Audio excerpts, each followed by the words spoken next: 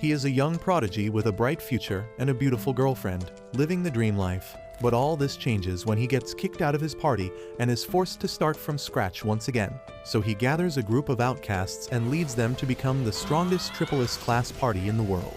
The story begins with Nick's life flipping upside down as he gets kicked out of his party called the Masters of War by Argus, who he looked up to as a father figure. And as if that wasn't enough, his so-called girlfriend betrays and dumps him the very same day as well. The poor guy sits on a fountain in the rain, getting completely soaked and too broken to pay attention. He remembers the fight with Argus where he refuses to forgive some guy named Garasso, who ran off with all their hard-earned money just to impress some random girl. Argus flips it around and calls him selfish, and tells him that he is not cut out to be an adventurer. He reminds him how he took him in when he was just a kid and tells him to go find some other place where he actually belongs. While he's almost breaking down, a blue-haired girl appears holding an umbrella. She says he looks like a stray dog and casually hands him a ticket to her idol concert. Nick stares at her and says she doesn't look like any idol, then asks why she's even here. The girl says she's just starting out and that cheering people up is part of her job and passion. She gives him her umbrella and dashes off, asking him to show up at her concert. Nick doesn't want to go, but still ends up attending the show of that girl named Agate. And before he knows it, he turns into a hardcore idol otaku who blows all his savings on every bit of merchandise he can get. Wanting to earn more to fuel his honest otaku lifestyle, the guy shows up at the Adventurers Guild and starts scouting for rookies to build a fresh team. There Nick spots a guy and tries to approach him, but the moment he makes a move the guy plays dumb, and Nick ends up not talking to a single soul. After wasting all that time, he drags himself to a tavern and orders the cheapest thing on the menu just to avoid kicking the bucket. He looks around and sees everyone laughing and wonders if he'll ever get to laugh like that again. That's when 3 adventurers walk in and sit at his table. He thinks they might be a party, but since none of them even bother to speak, he figures out they're all loners just like him. One of those adventurers happens to be a fierce yet elegant-looking magic user, and from her crystal staff and flashy clothes Nick figures she must be some noble.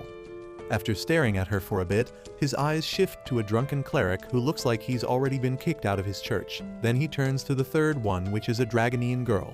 Nick tries giving her a friendly smile, but she just sits there with the same dead serious face, which doesn't even flinch.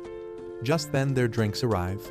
Nick sinks into gloom and starts spiraling, thinking anyone he befriends would just end up betraying him anyway, and wonders if he'll ever be able to trust someone again.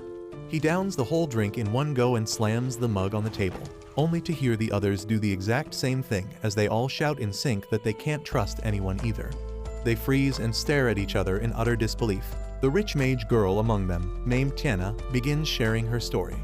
One day after pulling off a lightning spell, which in this world means combining water and wind magic, she gets praised by her schoolmaster. She gets excited beyond words and rushes off to tell her fiancé Alex about her progress. There she finds the guy sitting with some random girl named Lynn. She sits beside him, too kind to even realize that her man is cheating on her, and happily shares how her teacher loved her lightning magic. But then she finally notices the girl next to him and asks who she is. Out of nowhere, her fiancé starts accusing her of bullying Lynn at school and then goes on a rant saying all she ever does is brag about her magic. He suddenly snaps, claiming he always felt looked down on because of her. And right then and there he breaks off the engagement, dumping her on the spot and marrying Lynn in front of her eyes. After Tana's school ends, the poor heartbroken girl starts looking for a job, but everywhere she goes people turn her down, saying a noble lady like her is way too soft for real work. After getting rejected from every place she tries, Tana ends up at a racetrack and somehow wins her first few bets, making a ton of cash right away. She gets hooked instantly, but before long she loses everything and ends up broke, barely able to pay her rent. She then tries finding a partner for adventuring, but anyone who sees her gets intimidated by the fierce and stone-cold look on her face. She even tries forcing a smile, but nothing works, and with 0 luck left she ends up in this tavern sitting beside Nick. Nick then turns to the cleric guy, whose name is Zen, and asks about his story. Zen says he used to be a cleric in some small random city. There was this little girl named Muriel who used to help him gather herbs in exchange for a bit of money. Things were normal until one day the girl suddenly falls in love with him and even holds his hand, asking him to marry her. Zen gently refuses, saying he's a man of the cloth and can't get married. But the moment he refuses the underage marriage proposal, the girl bursts into tears and runs off crying, calling him a jerk as she disappears. A few days later, just as Zen is about to be promoted to High Cleric, the guards suddenly show up looking for him, with Myrrel standing behind them, looking like something terrible has happened to her. Zen rushes over to her, but the guards stop him, restraining him. The girl accuses him of some serious crimes, and before he can explain himself, Zen is thrown into prison. He spends the next 3 months behind bars, and when he's finally released, he's banished with everyone calling him a pervert. After being cast out, Zen finds himself at an inn, where he stays with a lady. There, he helps the lady relieve her back pain, and in return, she advises him to visit the Labyrinth city and become an adventurer. Zen explains that this is how he ended up becoming a ladies' man and eventually found himself sitting in this tavern. Listening to both of their stories, Nick argues that he can't believe a word they say and asks if they feel the same. Zen, however, declares that he's going to defeat the Demon King. Nick turns to the Dragonian, whose name is Curran, and asks her to share her side as well. She simply responds, shouting that something important was stolen from her, and even worse, by the person who meant the most to her. Then, Nick reveals his backstory, explaining how a girl named Claudine dumped him and how he found out she had been using him all along. Suddenly, Nick wakes up to find himself upside down, his face pressed against the floor. It becomes clear that all of them have been sleeping in the same room. He quickly gets up, wakes them all up, and tells them to leave, only to realize that it's not his place. Tana then calmly tells him that he should be the one leaving, as it's her place. Before you go, tell me one thing. Is this really okay? Can we make enough money to survive? We each have something driving us, whether it's idols, food, gambling, or women. I don't know about you, but I care about things that give my life purpose. Here's what I'm proposing. Why don't we form our own party? Later that morning, all 4 losers stroll into the guild, staring at a young receptionist as if she owes them something. An old guild lady shows up, scolding them for making the cute receptionist cry. She recognizes Nick from the Masters of War and starts going through their guild registration form. She points at Curran and mentions that she's the famous survivor girl who apparently came back alive after soloing a C-ranked dungeon. She adds that staying alive is the most important thing for adventurers and asks about their party's name.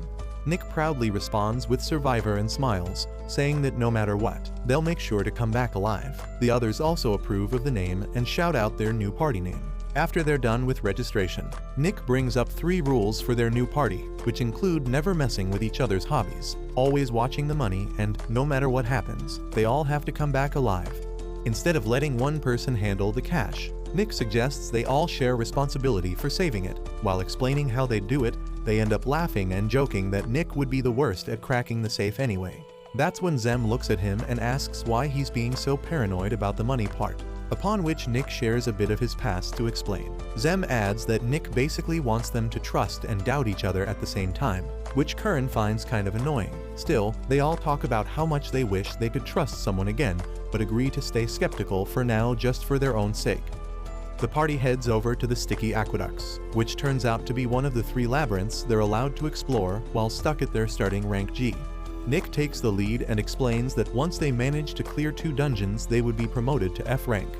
He goes on to mention how these specific dungeons are basically like practice areas for newbies to get the hang of this whole adventuring gig. As Nick keeps going on with his lecture, he suddenly steps on something slimy, but lucky for him, it doesn't end up being a trap.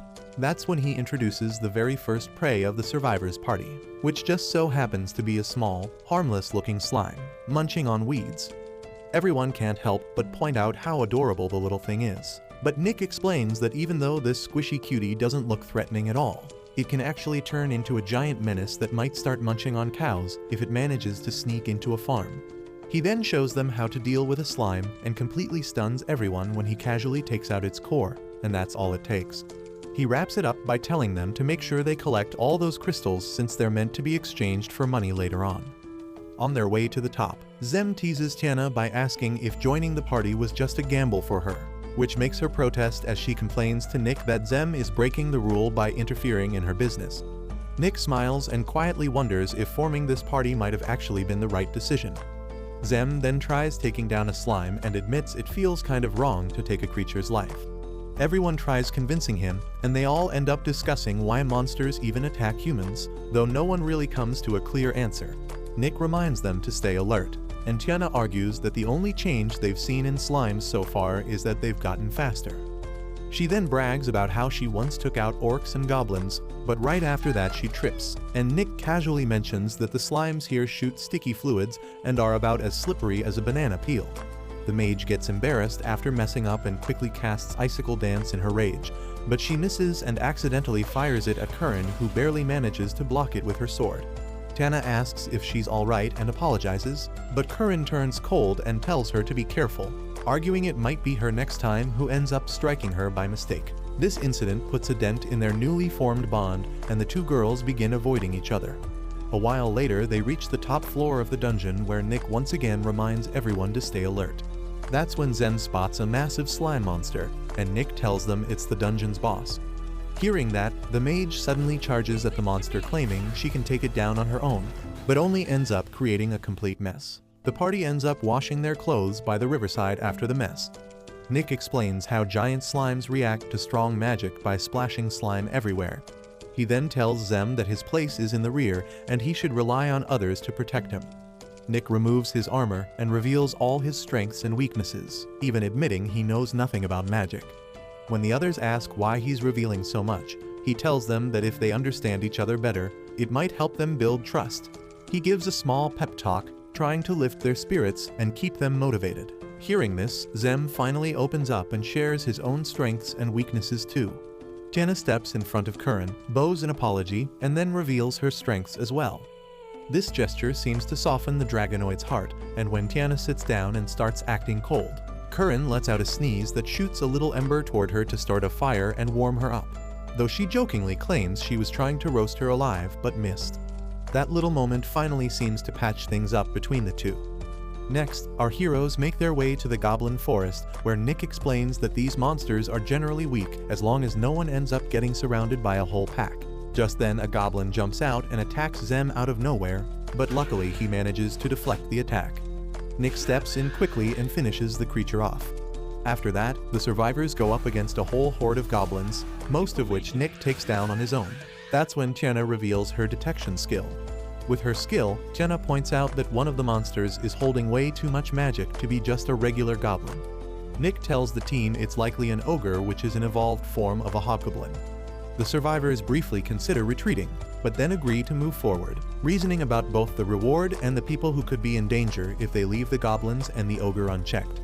They put together a plan that mainly relies on Nick and Curran, since magic doesn't work on evolved ogres.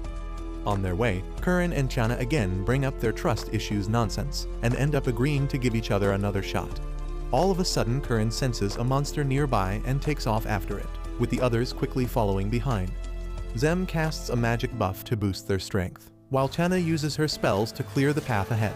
As the battle heats up, the talking ogre orders its minions to attack. Curran's legs start to tremble as she wants to trust Tana again, and Tana feels the same. The two finally place their trust in each other, and the mage casts her spell, which passes cleanly through Curran without harming her, clearing all the goblins in its path.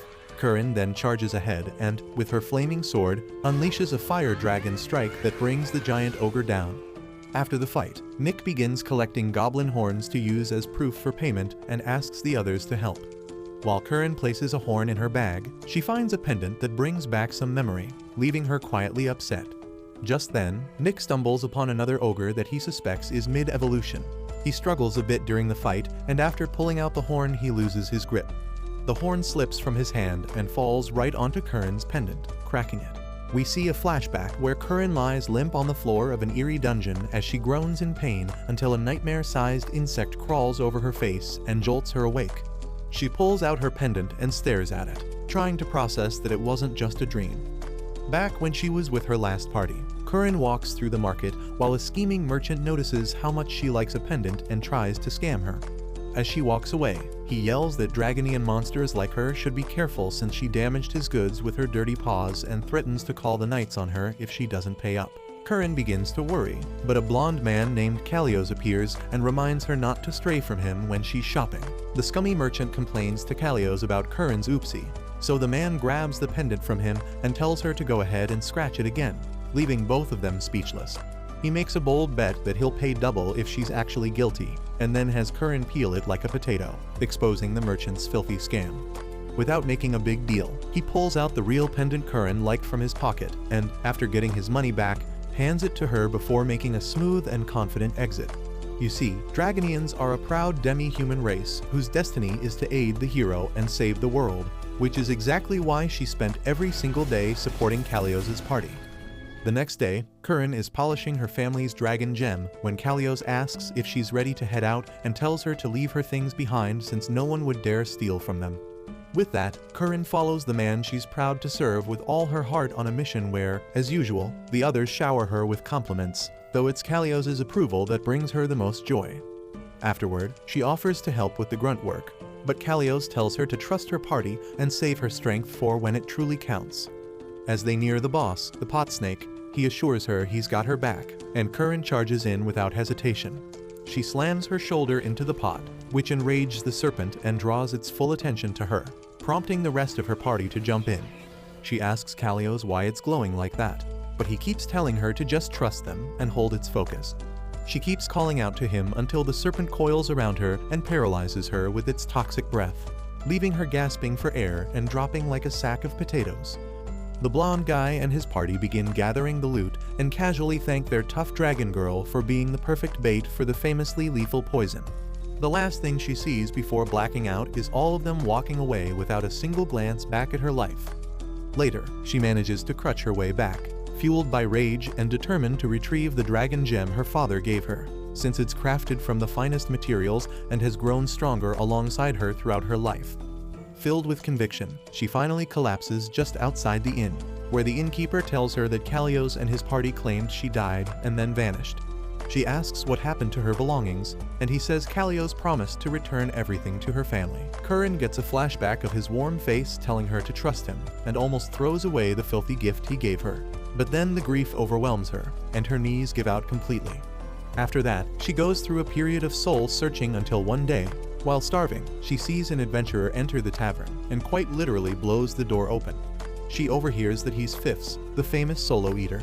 She quietly watches him enjoy the feast with the kind of joy a Mexican shows while eating tacos, and it somehow inspires her, so she orders the same meal. Later, she finds out the guy is a legendary solo hunter by day and gourmet food lover by night, so she decides to follow him around every day thinking he can't see her like John Cena. Fifths notices what she's doing and starts tossing hints her way on what to buy without making a big deal out of it. The next day, she returns the favor by saving his sword from a drunk guy at the tavern, so he gives her a simple thanks. But she thanks him from the bottom of her heart because he is the man who showed her what good food really tastes like and helped fill the massive hole left in her once innocent soul with food. Still, Curran quickly figures out that eating all this great food costs money, which she doesn't have any of, and that's the day she ends up meeting everyone at the guild. Back in the present, Nick searches all over for a pendant like Curran's and starts thinking it's even more terrifying that she didn't get mad at him. That's when he suddenly hears Agate call out from behind, pleasantly surprised that he doesn't look nearly as homeless as before. Later, he chats with her by a fountain, where Agate bluntly tells him it's pretty selfish to expect forgiveness just by replacing her pendant, but then adds that it's fine since her own selfishness is what led her to meet him. She tells Nick that maybe he should become Curran's gift himself, which gives him a very wrong idea. Sometime later, he finds her in the market happily munching on some piping hot squid balls, and she tries to get him to try the super spicy dumplings topped with wriggling worms which nearly send him to the afterlife, but Nick is glad to see Curran smiling again. After that, he asks Curran if her pendant really meant a lot to her, but she tells him not to worry about it too much and says she actually feels much happier now that it's gone. Later at the guild, the party's small gathering is interrupted by a cat girl who invites them to the back. There, an old lady gives Theme a quest to explore the Labyrinth of Bonds and recover a legendary artifact hidden deep within. The old lady explains that their mission is to locate the Kizuna blade and even promises to pay them each time they try even if they fail.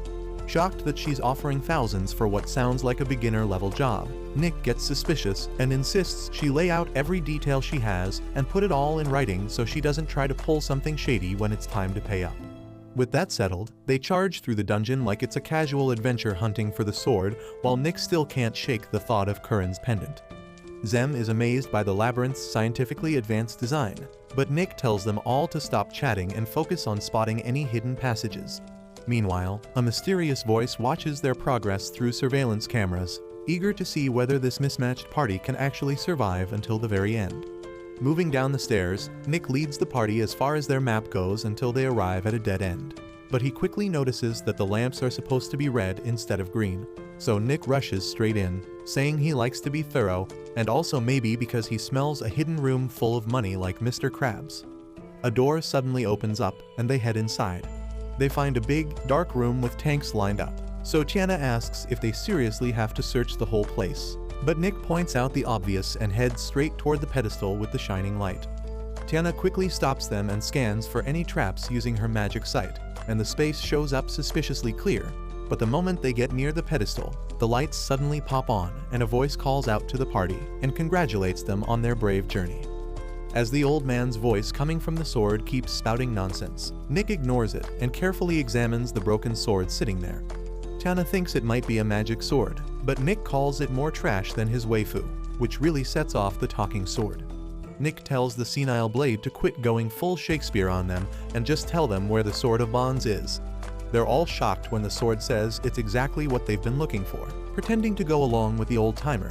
Nick says he won't toss him out of respect for his age, which makes the sword curious why no one's equipping it.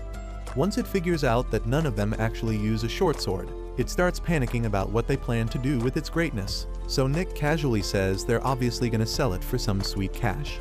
The sword immediately bursts into tears, crying that it doesn't want to be dumped again like the liars at the guild. When Tana asks what the old man is even rambling about, it reveals that the guild that developed it, the prototype sword Kizuna, sealed it in the labyrinth afterwards so no one could ever get their hands on it, and it's been waiting for a worthy partner ever since. Nick tells it he understands, but he also understands money more. Kizuna begs him to use its power for something good instead of pulling an elan while a machine nearby starts rumbling ominously to life. Then they hear a massive boom, and Kizuna casually mentions that the Guardian is now officially on its way. Out of nowhere, a huge goop monster bursts in and forces them all to run for it. Tana fires some sharp icicles straight into its ugly face while Curran charges in headfirst to slice it clean in half. But Kizuna realizes something's off, and before Nick can shout a warning, the creature reflects the icicles right back into Curran and drops her to the floor. Nick rushes in to cover the others by attacking the monster and yells at everyone to make a break for it while he keeps its attention. He quickly realizes that his attacks are doing absolutely nothing as the sword explains it's made of nanomachines and begs Nick to use its power, because that's his only real shot at surviving. Out of desperation, Nick's glowing blade of light gets larger, while the others struggle to get past the unbreakable door blocking their escape. As he glances at each of them, the sword tells Nick to imagine Curran in his mind and chant Union, but the light suddenly vanishes, so he yells at the hunk of junk for lying. He tries to lop off a piece of the monster anyway, only for the Guardian to smack him out of existence and yeet him into a hole in the ground like a golf ball. Seeing as their attacks don't work, Tana gets the big brain idea to freeze it with ice magic and gives Curran a chance to save Nick. The moment she leaps into the hole though, it breaks out of the shell, leaving the two mages to buy time. Meanwhile, inside the rubble, Nick realizes he's fractured some ribs and considers giving up until he hears Curran call out to him. He tells her to escape with the other two while they can, which makes her really mad, and she says it's meaningless unless they all go home together. Nick gets up and apologizes for breaking her pendant, even though she told him not to sweat about it. Curran confesses that her party leader gave it to her, and even though she was furious at his backstabbing, she just couldn't get herself to trash it because she was hoping that he would someday come back in her life. But she's decided to move on and focus on the precious people with her now. She shocks him and says that she's glad that it's gone now and lifts him up with her precious smile. Seeing their bond strengthen, Kizuna asks Nick to activate it one more time. Back on the surface, Tana gives up and tells Zem to stop wasting his spells on her and focus on saving Nick. As they say their last words, a blinding flash of light blasts out from behind the Guardian, which is shattered to smithereens by Nick and Curran's fusion. Kizuna explains that the Guardian's core is able to shift throughout its entire body and makes it almost impossible to land a proper hit. So Nick gathers a huge amount of magic and channels it into one massive sword strike that lights up the whole monster and completely destroys its core, though the two also collapse and their fusion comes undone. Meanwhile, at the guild, they show off the sword to the old lady and the cat girl, who don't look that impressed. She calls it pretty underwhelming, probably because it's more of a vintage relic than a sword, and admits she'll pay them for the trouble they went through, which Nick approves of. But she then turns to the little white-haired midget staring at them from the back, who proudly introduces himself as Kazuna, the Sword of Bonds. Later, Kazuna laughs at how easily they conned the guild lady, which makes Nick question his whole thing about upholding justice and all. Kazuna cheekily says it's all to save a life, his life, though Zem is still confused about how it works and concerned that he chose a pretty blatant name for someone who wants to stay low-key. Later in Tana's room, Nick empties out the sack of cash on the table, and everyone gets excited thinking about what to splurge their payday on. Kazuna gets a little confused about who he's supposed to tag along with, but Nick reminds him of the survivor's first rule that says messing with each other's fun time isn't allowed. He offers to take him to the idol concert if he can stay quiet in sword form the whole time. But after seeing him already looking bored out of his mind, Tana offers to take him to see a race on the forbidden grounds on the condition that he doesn't complain about how she spends her money. The next day, Kazuna quietly admires the beauty of nature around him, giving off such a poetic vibe that the survivors sitting nearby can't help but notice. Tana casually pulls out an igniter, catching Kazuna's eye as he immediately praises it with interest. She smiles and drifts into her memories, thinking about the time she spent with her professor. At the same time, teacher Nick digs out a few old relics to serve as their safe and then brings out some bronze coins, telling everyone to guard them well. Apparently, that tiny stash is all the money they've got left, so the party agrees to take on quests. The scene then flows into Tana's past, back to the time when she graduated from magic school. She remembers the igniter her teacher gave her as a farewell gift. Along with it comes the guilt of how she ended up ruining the career of the very professor she admired the most. He got dragged into her scandal and lost his chance at the sage title he had always dreamed of. Yet even after everything, he still looked at her with a smile. As their conversation goes on, the professor suddenly bursts into laughter for no clear reason, and that laughter only grows more intense until it turns unsettling. It becomes clear that he's lost his mind and turned into a laughing maniac. Tana looks back on his condition and feels a deep sense of pity for him, wishing things could return to how they used to be. As she rises from her bed, she wonders if she might just wake up in her mansion again.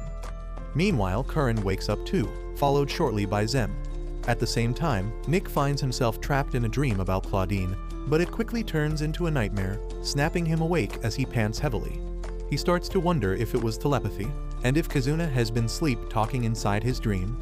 The team gathers around a table where Kazuna suddenly yells that he has no past to return to, and that the time he's spending with the survivors is the best he's ever had.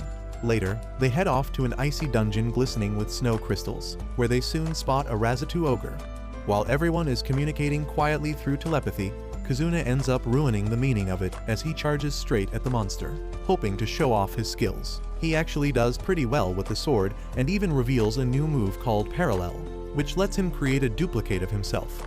After they manage to take down the ogre, Nick walks up to him, saying he suddenly feels drained.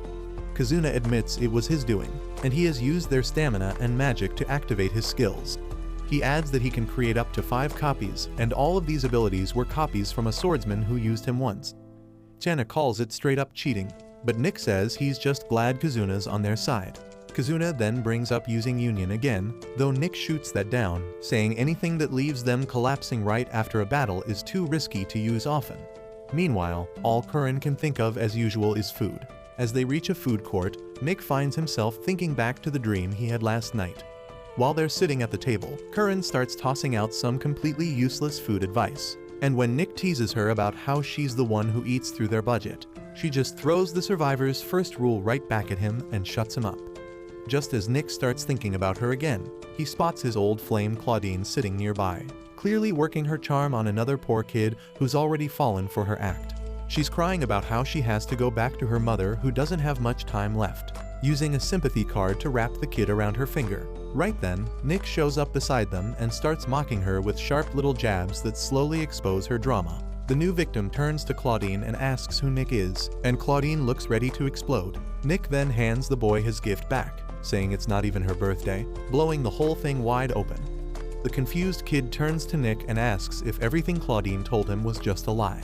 Later, while Nick is busy laying out a plan for a new cave labyrinth they're supposed to scout, Claudine suddenly shows up and dumps a glass of juice straight on his head as revenge.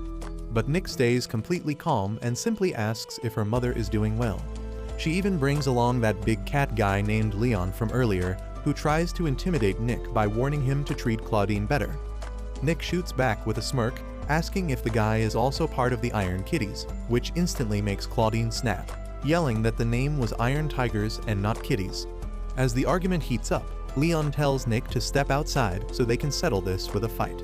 Once they reach a quiet place where no one can see them, Nick takes an offensive stance, ready to throw hands, but out of nowhere, the big kitty suddenly apologizes.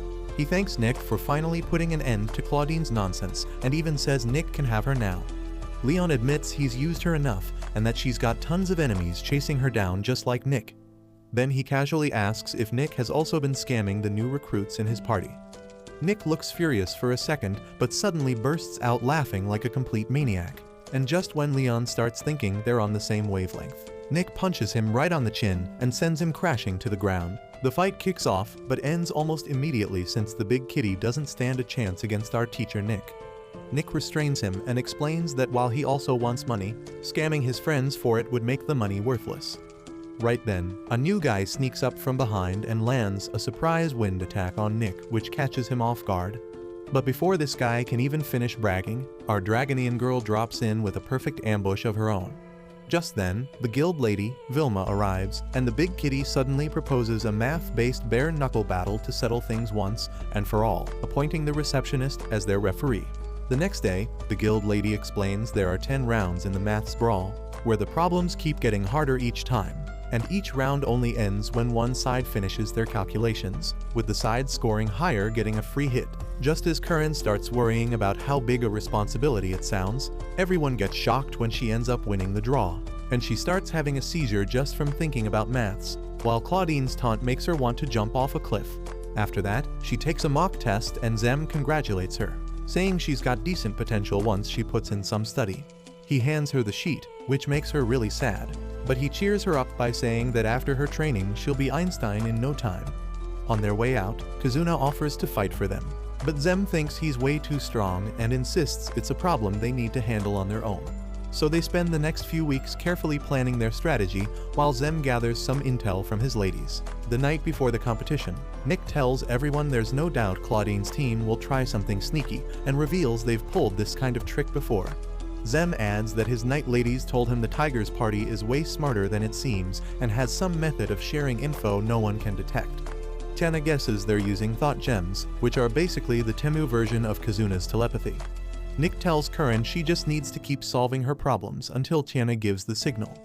Meanwhile, it is revealed that Claudine barely avoided being sold into slavery by her own parents, and after that, she started using her budget Taylor Swift looks to scam simps out of their money, feeling pretty satisfied with her hustle life until Nick came along. Just thinking about him snaps her out of the nightmare, and she swears she's going to make him pay for turning her life upside down. On the day of the competition, Catgirl hands out the problem sheets to both girls and Curran feels relieved that they're not hard. But Claudine taunts her saying even kids could breeze through the first one. Meanwhile, Nick fights Tiger Man Leon and notices he's not fighting back, which makes him think the guy might just be buying time. Seeing Nick struggle, Curran starts to worry before locking in and finishing first. As she flashes a confident grin at Claudine, the Catgirl announces the score, revealing Claudine left her in the dust with a near-perfect score, which Zem expected since Curran had rushed to finish. Nick still jokes that little Catman's fluffy paws can't hurt his rock-hard abs, but his face quickly drops when Leon lands a dirty hit to his solar plexus. Still, it's not enough to knock him out, and Nick already figured they'd try to abuse the math part since Curran's at a clear disadvantage and aim to win by just penalty hits. With that, Claudine takes another round, making Curran wince at Nick getting beaten because of her mistake, but the Chad tells her she's not the one taking the hits. She cries out anyway, saying he's getting hurt only because of her tiny bird brain. Hearing that, Nick laughs and says he was ready to take dozens of hits back when she barely scored 20 before training. But now that he's seen her progress, he's got full hope in her. He calls her the smartest girl he knows, which makes Curran so happy she tells Claudine to take her trash talk straight to the garbage where she belongs. She locks into the next round, fully focused and completely unfazed by Claudine's yapping.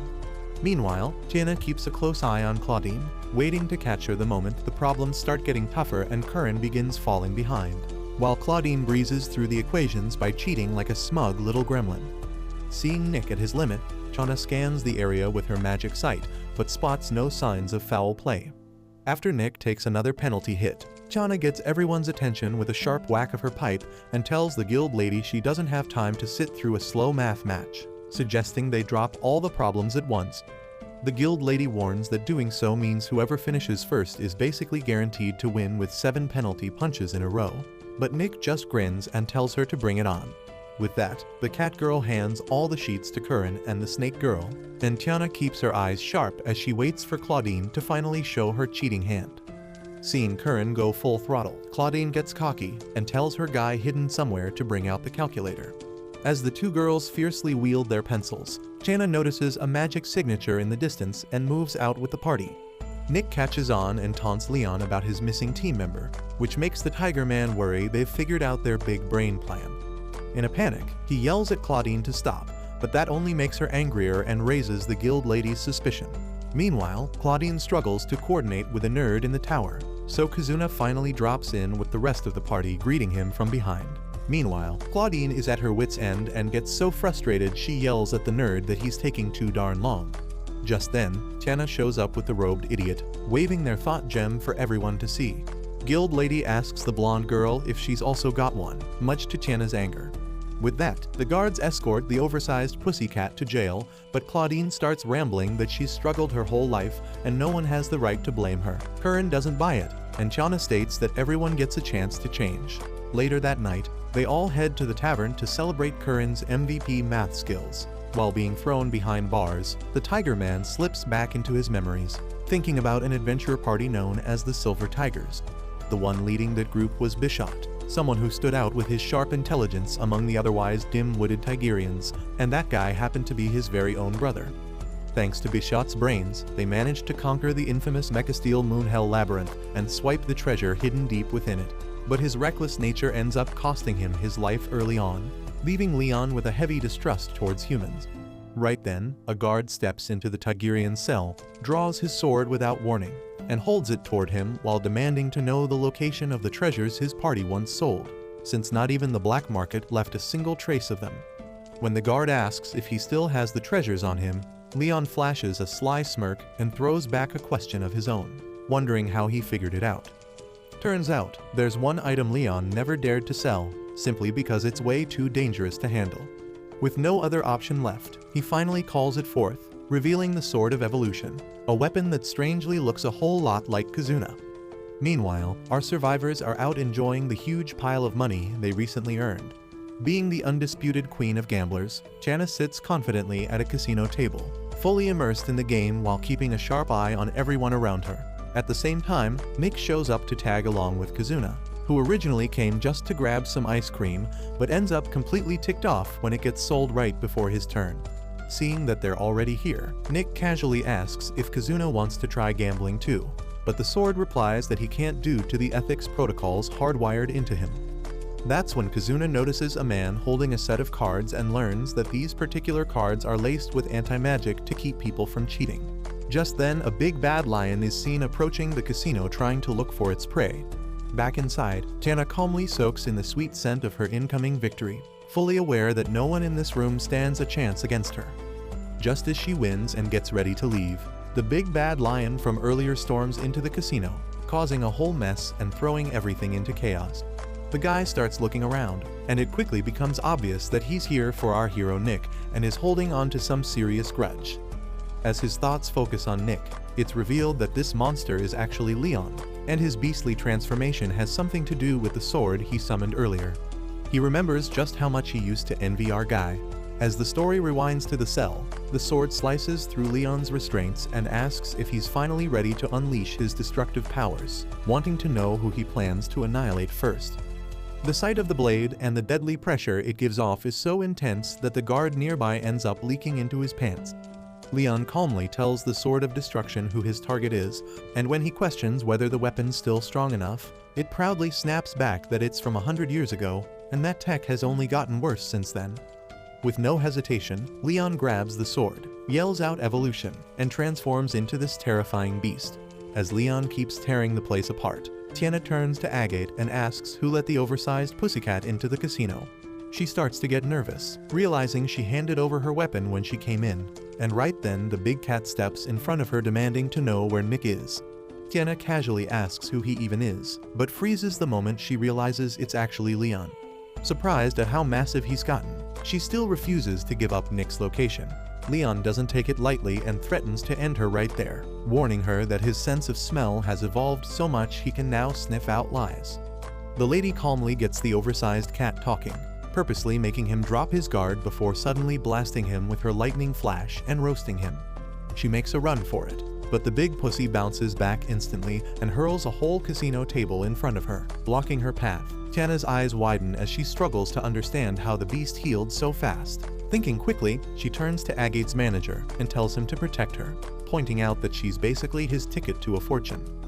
As the guy rushes to escort her out, Tana turns back around and tells the raging beast how important it is to rely on your friends and actually care about others.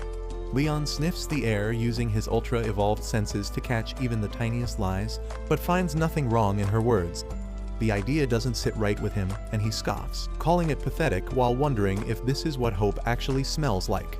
Just as Tana points out that holding her hostage won't help lure out Nick, the big cat leaps at her with a crushing attack only to get stopped by Nick himself, who refuses to let Tana die on his watch. That's when the Sword of Evolution speaks up again, warning that another of its kind is nearby before realizing that it's actually its long-lost rival, the Sword of Bonds. Fired up by the chance to settle old scores, the Dark Sword unleashes its full potential on Leon, transforming him into an even bigger and more monstrous version.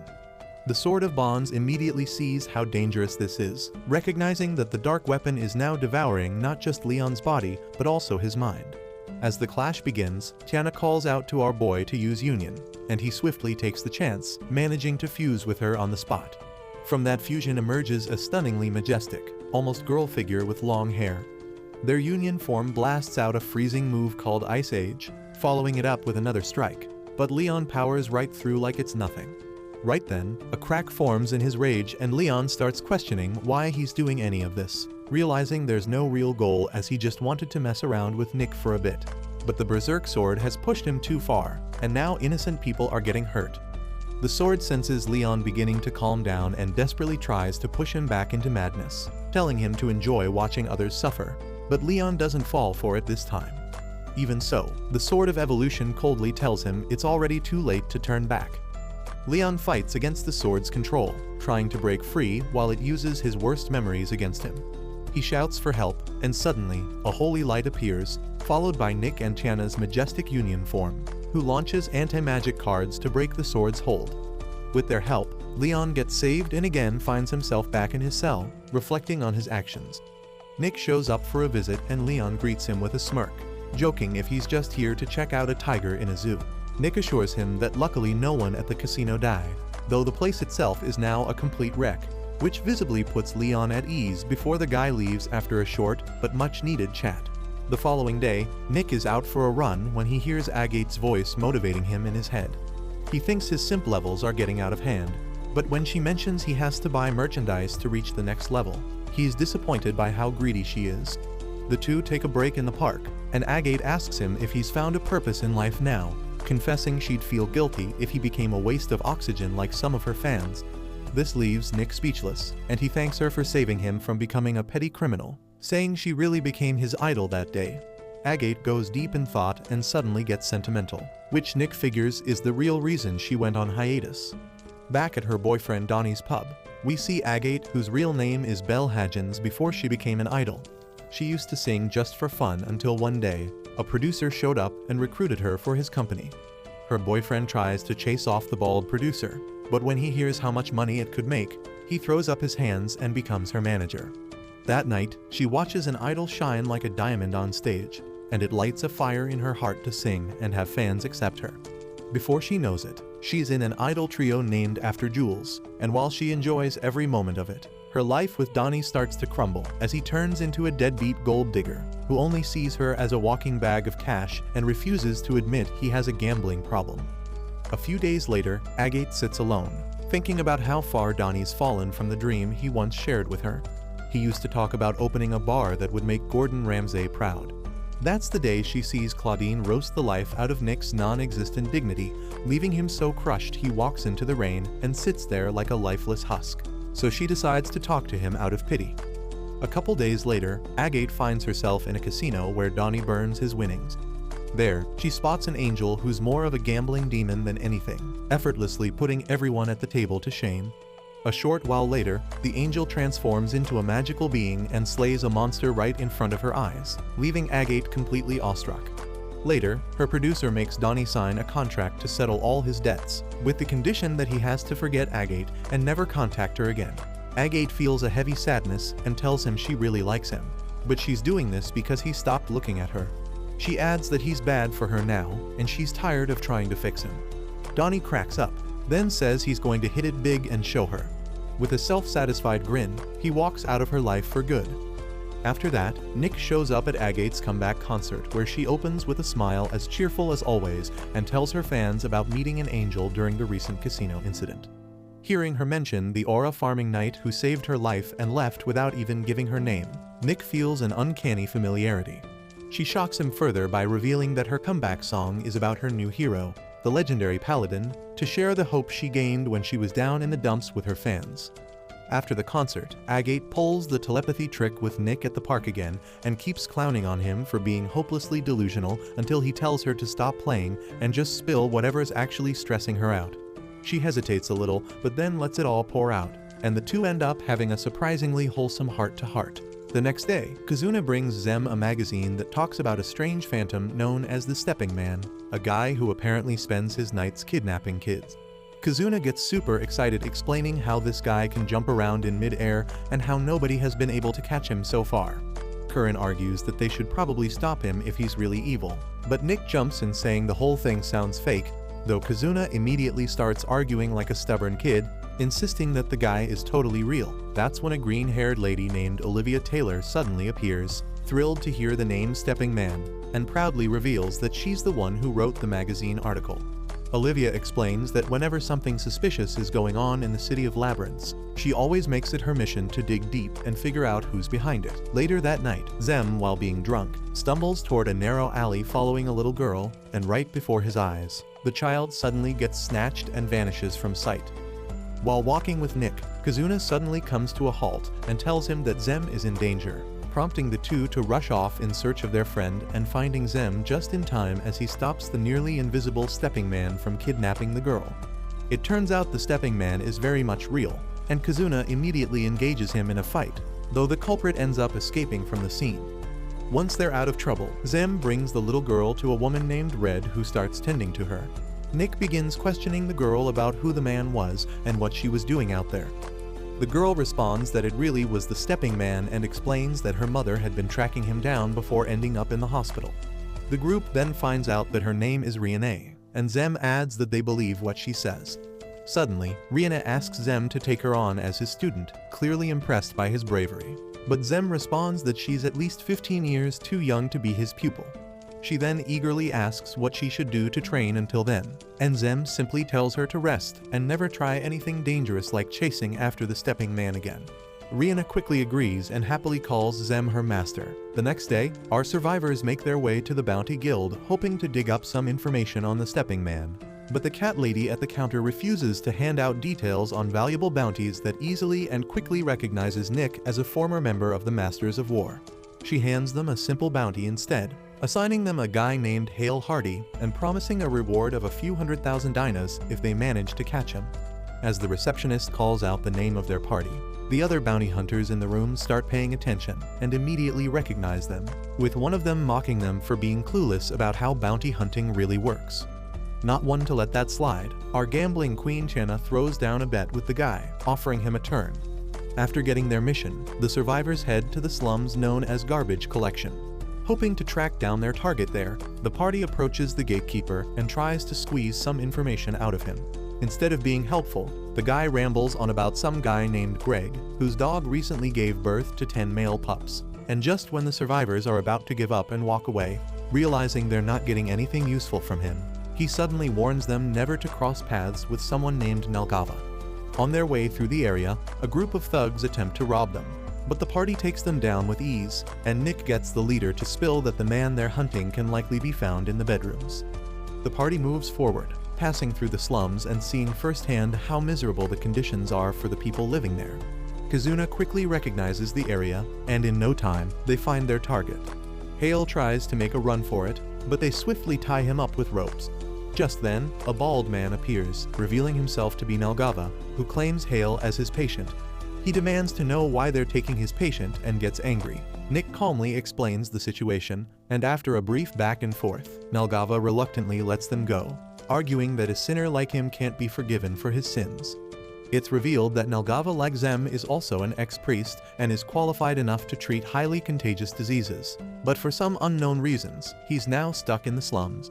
Kazuna tries to ask Nalgava about the stepping man, but they don't get any useful information from him. The survivors head back to the guild to claim their bounty, and Tana takes the opportunity to boast about easily winning the bet. She collects her winnings and heads straight to the counter, treating everyone in the guild to free drinks, winning their hearts. The next day, the survivors approach the receptionist, hoping to get some information on the stepping man. She tells them she doesn't know much, but mentions a suspicious person who's been seen talking to kids, pointing towards Olivia, who's sitting with Riane.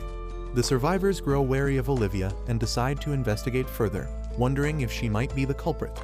Nick orders his team to block off all the exits, and just as he's about to question Olivia, asking where she was 2 nights ago and if she's been kidnapping kids, the lady jumps high into the air, creating a hole in the roof and making her escape. Later at the brothel, they talk things over until a surprise guest shows up. Zem immediately clocks the mature blonde lady as Ada, and Nick confesses he's a fanboy for the legendary party grand chef's famous swashbuckler. After quick intros, the woman apologizes for her daughter Riane's wild behavior, which Zem fully agrees with. That sends the kid into rage mode, thinking her master's a total coward. But he says he can't be her master since little girls horrify him, ever since one lied and got him jailed for half his life. He adds that now his body literally freezes up around young girls like her, and he forgets how to breathe. She asks how he protected her from the kidnappers, and Zem answers that any adult would save a kid in danger, but maybe it means he's actually healing. Rihanna then drops the whole 15-year-old thing, and Ada refuses to marry her girl off to some sketchy priest, but Rihanna hard passes on marriage anyway, saying she's got high standards for a boyfriend and only wants Zem as her master. With that, things get serious and Ada advises the group to quit their pointless mission, now that they've seen firsthand Stepping Man is way out of their league. Nick steps up and tells her she has no right to stop them, so she fires back that he's a dumb kid with no muscle to speak of. Nick accepts that and says he still can't sit back when children are being kidnapped left and right. Ada makes it clear she's tapping out to save her own skin and make sure Rihanna doesn't end up an orphan, so Nick asks if she'll train his party instead. Watching the party leader bow without hesitation wins her over, and she kicks off their training by serving soup that brings out their magic potential, since using magic right is the only shot they've got at standing a chance against Stepping Man. She then trains Nick on the same enhancement magic Stepping Man uses, called Light Body, and tells him to skip across a tightrope 10 times. He shocks everyone by breezing through it until the 9th jump sends him crashing knee first into the concrete. Later that night, Stepping Man gets his creepy hands on another young maiden, but Kazuna and Curran swoop in for the save. Zem is thrown off that he always strikes at the exact same time, and when Nick asks if he's Olivia, the guy's face glitches for a split second before he bolts onto a roof. Kazuna points out that no regular human could use this many spells, and he's probably using a magic item. So Nick swings by an old friend and bribes the artifact specialist with food for information. Leon tells him about an artifact called the Illusion King's Jewel that hides the user's presence and explains its spell can be broken just by naming the user, something Nick already tried. But Leon says it only works if he's completely sure who it is. The next day, Nick is practically doing backflips during training, which reminds him of when he first started out as a kid. His old instructor had him build up physical skills before even touching magic, and told him his midget build didn't have to be his weakness. Back in the present, Nick pulls off some full Spider-Man moves and lands with peak aura, though he still can't fully control the light body spell. Zem then brings some good news that he's got a solid lead on Stepping Man, and with that, they head to the slums where there's nothing new other than a recently arrived child's body. As they move in to check the body, Kazuna warns everyone through telepathy that they're being tailed, and a robed figure suddenly ambushes Nick. He uses light body to dodge her monstrous punches, but that spell only confirms Olivia's suspicion that he's stepping man.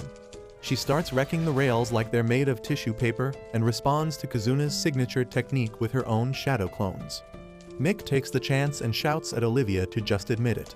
So the woman casually pulls down her hood and owns up. Olivia says she's honestly disappointed that he turned out to be stepping man and explains that while she proudly cosplays as him, she's not the actual kidnapper and they just happen to share the rooftop jumping hobby.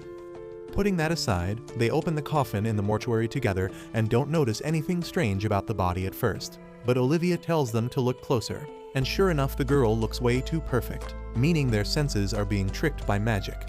Kazuna suggests they examine the body more carefully, and that's when they find a shard of the Illusion King's jewel. As soon as Olivia crushes it, the girl's real features come into view.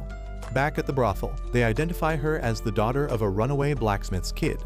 Zem notes that since the body was dumped with the garbage, there's a good chance the culprit's still lurking in that area.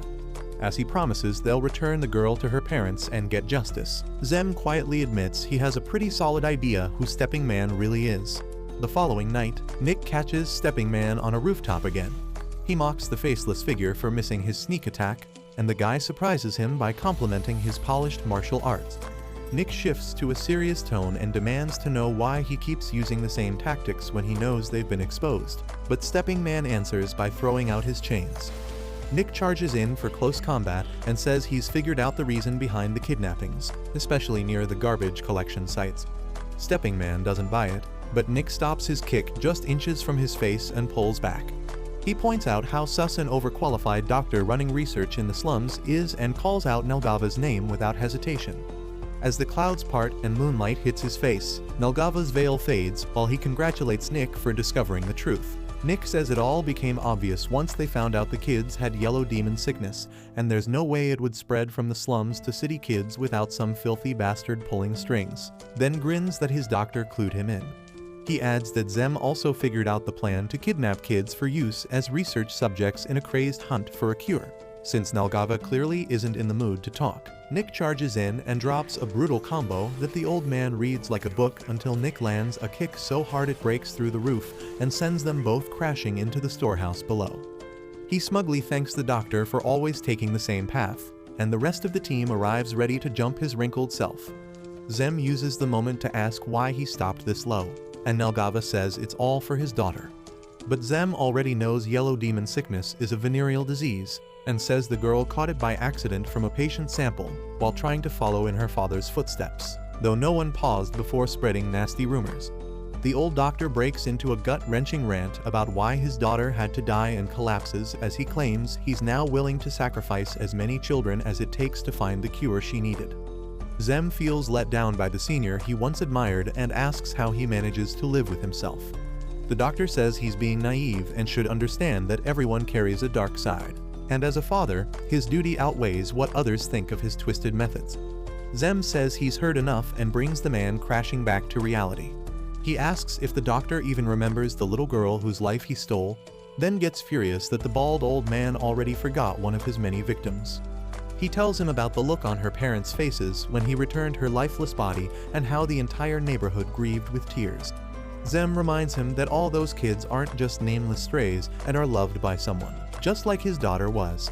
Nelgava apologizes and admits he met a priest by chance and clung to him like a desperate leech until he got accepted as a priest. Still, Zem reminds him that he's been saving lives through his clinic and says that to the people. He's always been a real doctor. Hearing the guy still spit out toxic positivity makes the bald man laugh until he coughs up blood and says stopping him won't solve everything. But Zem stands firm and says he'll take on whatever comes, one step at a time. Right then, Kazuna senses something dangerous closing in fast, and the second he warns the group, a beam of energy blasts straight through the old doctor's chest. A white masked knight appears and tells the doctor it's time for his eternal nap. He says he came to rescue him, but the orders changed, then brags about smashing their precious Illusion King's stone worth billions. Nelgava just replies that his fate was sealed the moment he chose to get caught. When Zem tries to reach him, the masked knight throws him aside through telepathy and tells him not to waste pity on his enemies, mocking him to save himself instead. Curran and Tana rush in to help, but the white mask moves faster than their eyes can keep up and sends them flying like they just got kicked straight into Narnia. While Zem heals the doctor, he tells him he always makes the same mistake by forgetting to put his comrades first, then calls his so-called kindness nothing more than a selfish need to save the helpless, and makes it clear that mindset will get both him and his friends destroyed. Right after, Nick says they need to use Union but freezes when he sees everyone barely holding on. Olivia quickly snaps him out of it by offering to buy time for him to choose, and as Zem gives the go-ahead, the lady goes full Jackie Chan and kicks White Mask into another dimension. She reveals who he is and proudly introduces herself as many things, but today she's the Dombi mommy here to put him in his place. White Mask says knowing too much ruined the cat and charges with his sword, which she casually catches like it's a hot potato before hammering him with back-to-back kicks that crack his mask and force him to fall back. As the White Mask starts to heal, Olivia figures she can't break through the ancient gear, but Nick and Zem combine powers, and for the first time White Mask actually panics. Realizing he's found a worthy opponent, he steps it up and uses gravity magic to pin Olivia to the ground. After that, he nearly crushes our protagonist with a sword that really weighs more than a mountain, so Nick switches to a speed-based approach which White Mask first mistakes for a basic stepping spell, though he quickly figures out Nick is actually jumping through mid-air. Meanwhile, just when Olivia thinks it's time to head to heaven, she notices the pressure has eased and breaks free from the gravity spell. As White Mask gets distracted by Nick's lightning-fast mid-air movement, Olivia charges like Sonic the Hedgehog and boots a massive boulder his way that he narrowly dodges. White Mask then locks onto Nick and catches him, convinced he's won, but Kazuna suddenly comes flying in like a shuriken and nails him right in the face. Still, he yanks it out like it's nothing and says he's calling it a day before making a dramatic nuclear exit. Everyone escapes the rubble in one piece, but Zem immediately hurries to the bald doctor's side. The old man reveals he has the yellow sickness himself and won't last long, so as the building rumbles, Kazuna warns everyone they have no time. With that, they rush out of the collapsing building. The next day, Zem mourns the loss of a great man from this world. Nick offers some comfort, and Curran tells him he did everything he could.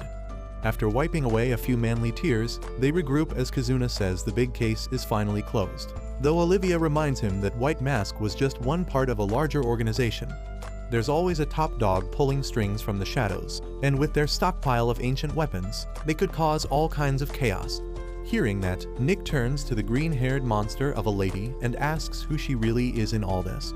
She playfully calls him naughty for even asking before she casually reveals that like the Sword of Bonds, she carries the title of Sword of War.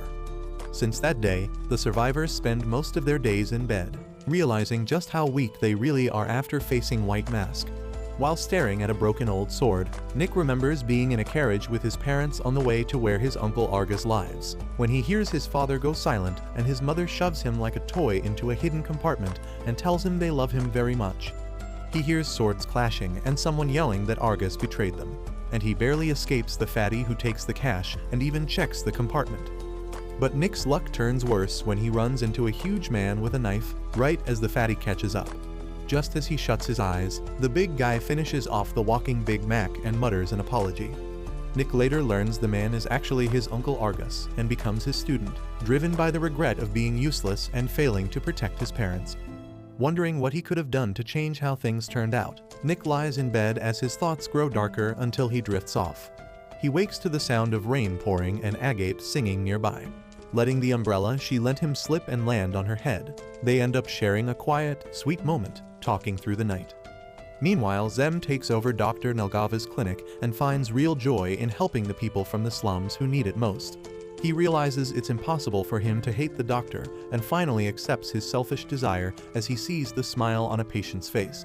Back at Tana's place, she spends sleepless nights reflecting on her life. Even though she keeps winning bets and is practically swimming in wealth, it all feels empty until she tastes a delicious soup that reminds her of a dear friend who would have loved it. The next day, Curran checks in with everyone and asks if they're doing well. When Kazuna notices what Zem's been up to in his free time, he brings up the rule they made to not pry into each other's lives. A rule that now makes things feel colder since after the job ended and growing them apart. That night, Kazuna visits Zem at the clinic, and when Zem tells him to leave, the boy says he doesn't need to meddle in his life, just to watch his back in a sketchy area. Curran stops by the next morning too, and Kazuna tries to break the ice. But when she finds out they had breakfast without her, she immediately goes off. As she walks through the streets, annoyed that she still can't get Kalios out of her head, she spots a little girl falling for the same scam she once did and gives the sleazy merchant an earful. Right after that, Nick and the others bump into her and invite her to the festival. She agrees. The second Tana says there's good food. Being with her friends helps clear away the frustration from her last team, and she promises to fulfill her duty as a proud Dragonian who stands with humanity to help save the world. Just then, Olivia bursts in with wild news about the Demon Lord returning and White Mask being involved, but quickly admits it's all in her head and her only real skill is making fake news. Seeing everyone together makes Curran emotional, and she finally admits she's been thinking about her lost Dragon King's stone all on her own, even while having fun with everyone. Tana tells her she can go after it, but this time with the whole group, and says their rule doesn't count if she turns her personal quest into a job for the party. Nick jumps in and says the survivors fear no job. That cheers Curran up, and as they all raise their hands like they're posing for an awkward group photo, the fireworks light up the sky. They watch the dazzling display together as a team with renewed trust in each other. That's where this video ends. Remember to like and subscribe to the channel. Thanks for watching, and I'll see you next time.